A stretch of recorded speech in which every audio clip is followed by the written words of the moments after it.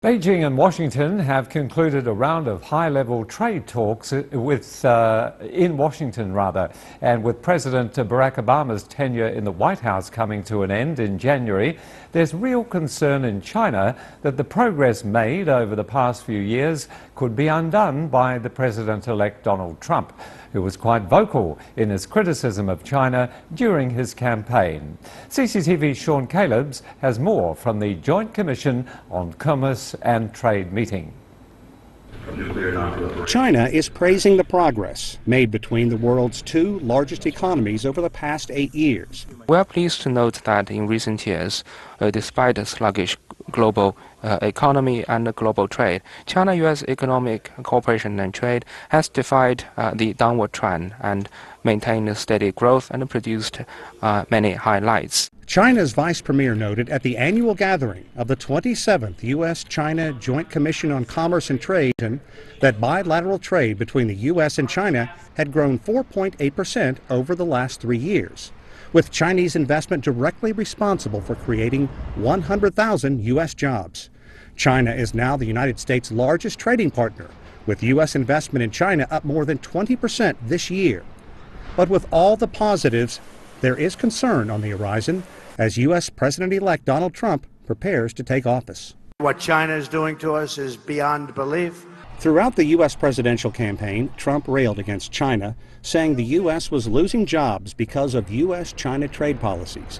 And he labeled China a currency manipulator, an accusation China's delegates at the JCCT say is not backed up by facts. Academic and business community, as well as government officials, have agreed that China is not, and facts have proved that China has made continuous progress toward a market-oriented mechanism in its exchange rate reforms. Trump is also promising to hammer China with a 45% tariff on goods coming into the United States as a way to chip away at the massive U.S. trade deficit. China joined the World Trade Organization in 2001 and could take its case to the WTO.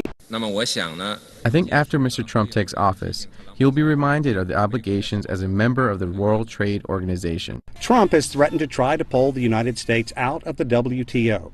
It's clear from the meeting that China wants to move to a market-based economy.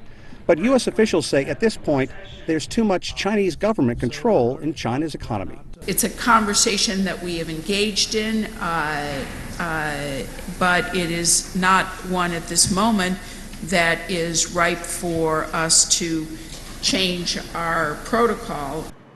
There's a lot at stake for China.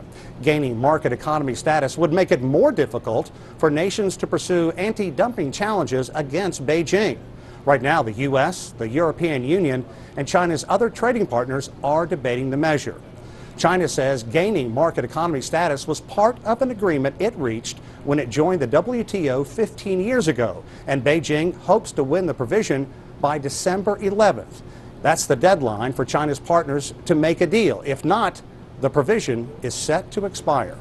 Sean Calebs, CCTV in Washington.